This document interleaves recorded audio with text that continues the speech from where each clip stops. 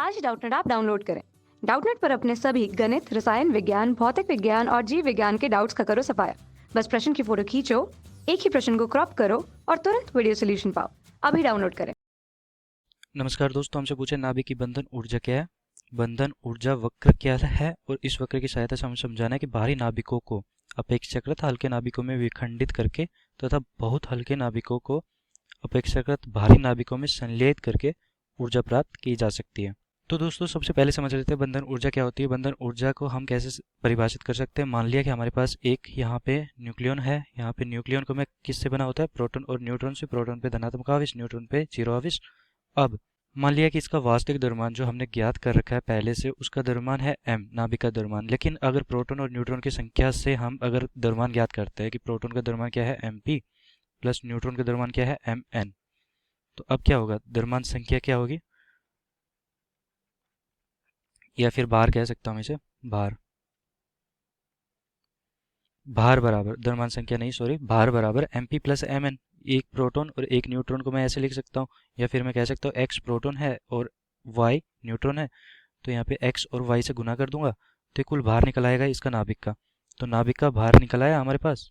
और हमें नाभिक का भार जो वास्तविक है, जो पहले से दे रखा है, नाभिक का भार वास्तविक, नाभिक का भार वो क्या दे रखा है m। तो अब क्या होगा कि यहाँ पे कुछ द्रव्यमान आया जो हमने ज्ञात किया कैसे, फॉर्मूले से या सूत्र से, और एक वास्तविक द्रव्यमान जो हमें दे रखा है पहले से नाभिक का, वो।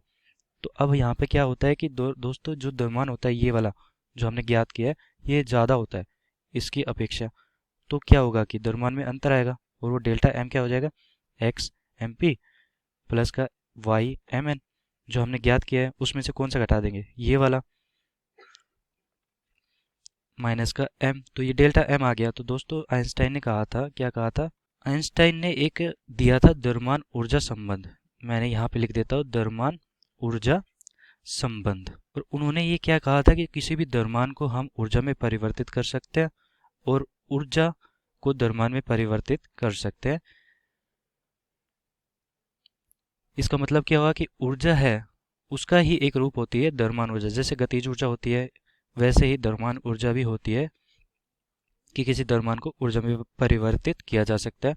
उसके लिए उन्होंने सूत्र भी दिया था कि E बराबर m, जो द्रव्यमान है उस, और उसको हम अगर c स्क्वायर से गुना कर दे। c यहाँ पे क्या है, निर्वात में चाल, किसकी, प्रकाश की, निर्वात में प्रकाश की चाल, प्रकाश की चाल कितनी होती है दोस्तों, निर्वात में प्रकाश की चाल 3 गुना 10 की घात 8, ये मीटर प्रति सेकंड में। अब दोस्तों यहाँ पे E बराबर एम सी स्क्वायर है, तो यहाँ पे डेल्टा m, कुछ द्रव्यमान में जो अंतर आया, वास्तविक द्रव्यमान और जो हमने ज्ञात किया है सूत्र से, वो द्रव्यमान में जो अंतर आया, इससे कुछ न कुछ ऊर्जा उत्पन्न हुई होगी। तो डेल्टा m सी स्क्वायर, तो ये डेल्टा m, उससे जो उत्पन्न ऊर्जा होगी वही हमारी होगी बंधन ऊर्जा।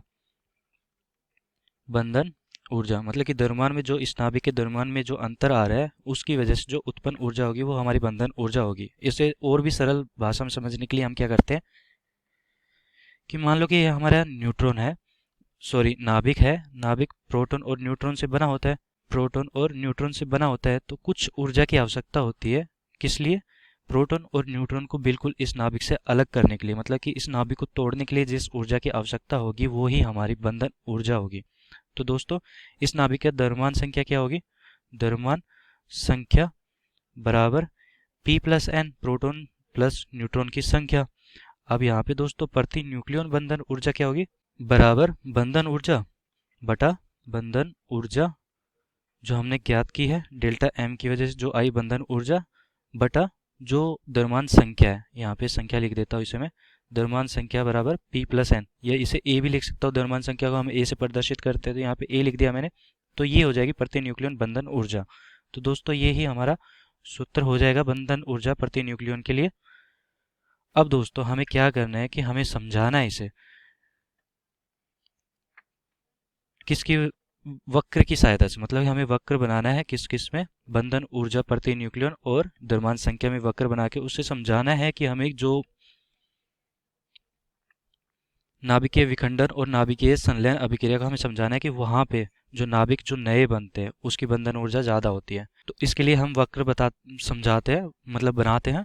तो दोस्तों ये हमारा वक्र हो गया जहाँ पे हमने प्रति न्यूक्लियन बंधन ऊर्जा को वाई एक्सिस पे दिखा रखा है और द्रव्यमान संख्या को ए पर दिखा रखा है।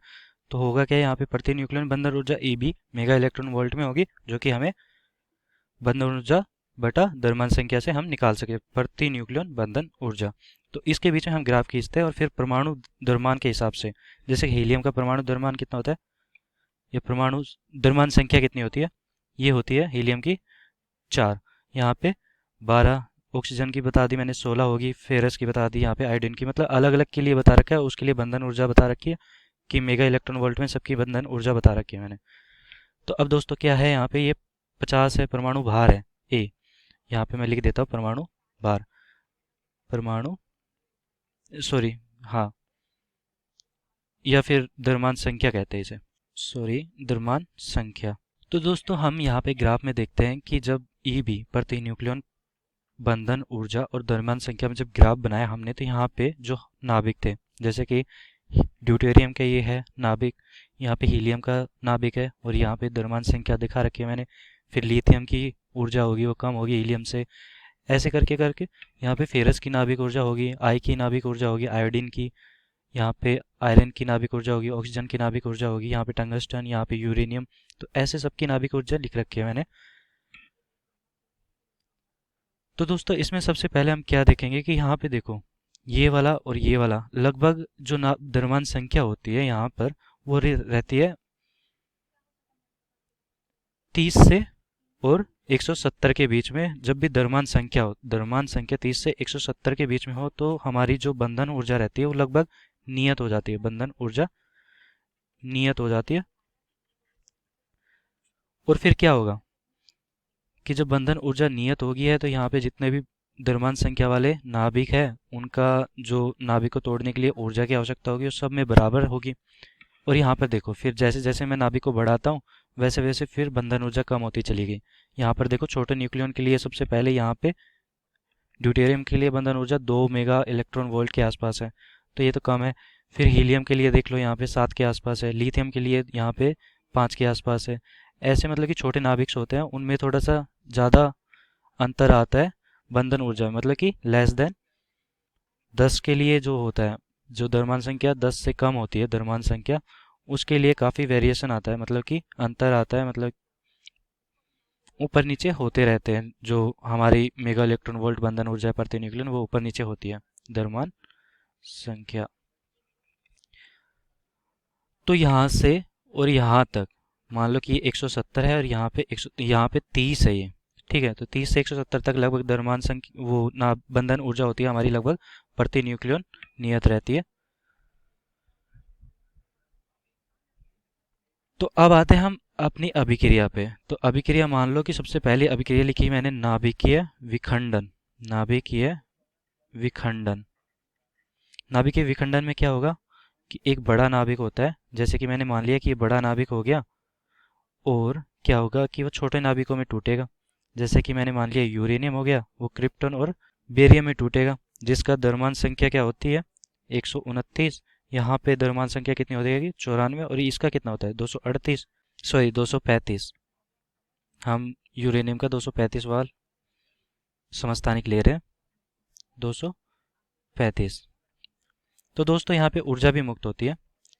तो ये होती है नाभिकीय विखंडन, एक बड़ा नाभिक छोटे दो नाभिकों में टूटता है। तो दोस्तों यहाँ पे हम देख सकते हैं कि जब ये बड़ा नाभिक है, इसका यहाँ पे यूरेनियम हो गया, यूरेनियम की जो प्रति न्यूक्लियन बंधन ऊर्जा है वो कितनी है 8 से कम है। यहाँ पे देख लो कि यहाँ पे 8 से कम है, 8 मेगा इलेक्ट्रॉन वोल्ट से कम है।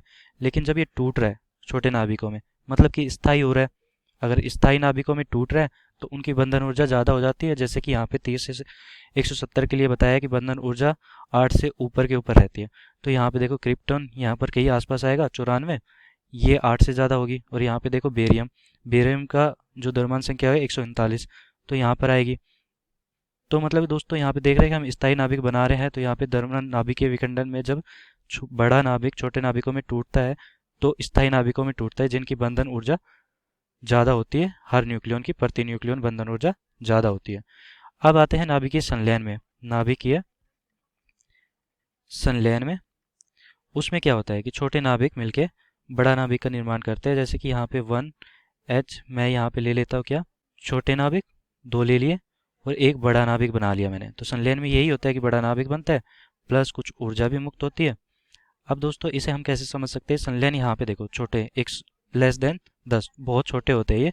जैसे कि ड्यूटेरियम ले लिया मैंने, ड्यूटेरियम और ड्यूटेरियम मिलकर हीलियम बना रहा है। मान लो कि यहाँ पे भी 1H2 और 1H2 मिलके हीलियम बना रहा है 2He4।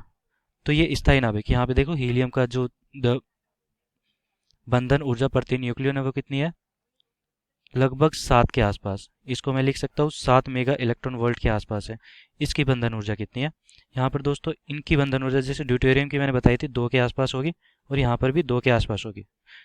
तो ये दोनों छोटे छोटे मिलके एक बड़ा नाभिक बना रहे हैं जो कि स्थायी नाभिक है, जिसकी बंधन ऊर्जा मतलब कि इसको तोड़ने के लिए बंधन जिस ऊर्जा की जरूरत होगी वो ज़्यादा होगी। तो यहाँ पर देख सकते हैं कि ये 2 मेगा इलेक्ट्रॉन वोल्ट है और ये भी 2 मेगा इलेक्ट्रॉन वोल्ट है। तो ये 7 से कम ही है। और अगर इन दोनों को मैं जोड़ भी लूँ तो भी 4 ही आ रही है, लेकिन ये 7 से फिर भी कम रहेगी। तो ऐसा ही होता है दोस्तों कि जब भी नाभिकीय संलयन और नाभिकीय विखंडन अभिक्रियाएं होती है उनमें बड़ा नाभिकीय विखंडन में बड़ा नाभिक छोटे नाभिकों में टूटता है और स्थायी नाभिकों में टूटता है। इसी कारण उसकी जो बंधन ऊर्जा होती है प्रति न्यूक्लियन ज़्यादा होती है इसके तुलना में। और यहाँ पर देखो जब छोटे नाभिक मिलते हैं तो ये स्थायी नाभिक बनाते हैं। इसकी जो द्रव्यमान ऊर्जा होती है, सॉरी बंधन ऊर्जा होती है, वो ज़्यादा होती है इन दोनों की तुलना में। यही दोस्तों हमसे पूछा गया था। पूछा क्या गया था हमसे कि नाभिकीय विखंडन करके तथा बहुत हल्के नाभिक अपेक्षाकृत भारी नाभिक में संलेत करके ऊर्जा की प्राप्ति की जा सकती है। इसको हमें समझाना था। धन्यवाद दोस्तों, यही हमारा उत्तर होगा। कक्षा 6ठी से 12वीं से लेकर नीट, IIT, JEE वो एडवांस के लेवल तक 1 करोड़ से ज्यादा छात्रों का भरोसा। आज ही डाउनलोड करें डाउटनेट ऐप या व्हाट्सएप करें अपने सारे डाउट्स 8400 400 400 पर।